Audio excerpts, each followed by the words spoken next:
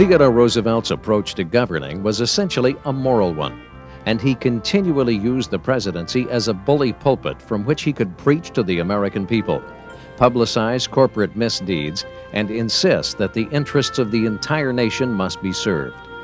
He broke up big business monopolies, created the Departments of Commerce and Labor, allowed for the federal inspection of food, and was a strong advocate for conservation.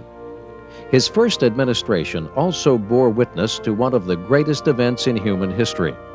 On December 17, 1903, the Wright brothers, Orville and Wilbur, successfully flew the world's first heavier-than-air flying machine, known today as the airplane. In 1904, Teddy Roosevelt was elected president in his own right.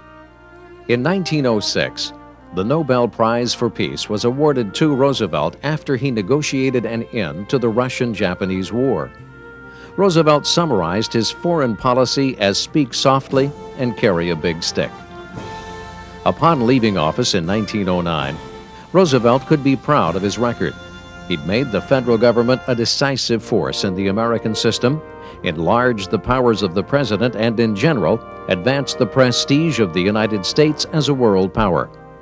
Roosevelt left his hand-picked successor, William Howard Taft, in the presidency and departed for an extended big game hunt in Africa. When he returned, he was sorely disappointed with what he found. Taft had tied himself so closely to the conservative wing of the Republican Party that the Republicans had lost the elections in 1910 and appeared to be headed for defeat in the presidential elections of 1912. Roosevelt decided to run for president once again. Although he had considerable popular support, Taft had the Republican machine behind him, and the protege won out over his patron.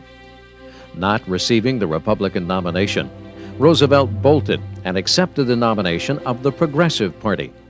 His actions, by splitting the Republicans, virtually assured victory to the Democratic nominee, Woodrow Wilson. In the elections, Wilson received only 42% of the vote, but won an overwhelming 435 electoral votes, compared to the 88 cast for Roosevelt and the 8 for Taft. The real significance of the election, however, was that it constituted a mandate for progressivism. Almost 70% of the popular vote was cast in favor of Wilson and Roosevelt, both of whom ran on progressive, although not identical, platforms. The legislation passed during the Wilson administration was the culmination of the progressive movement. 4 amendments were added to the Constitution.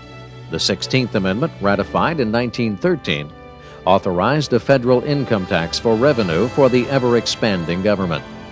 The 17th Amendment, also ratified in 1913, allowed for the direct, popular election of United States senators. The 18th Amendment, ratified in 1919, ushered in an era of prohibition of alcohol consumption and distribution in the United States. And the 19th Amendment, ratified in 1920, finally gave women the right to vote. This was due largely in part by the lifelong efforts of the great suffragists Susan B. Anthony and Elizabeth Cady Stanton. Child labor laws were enacted, and the 8-hour workday began to appear.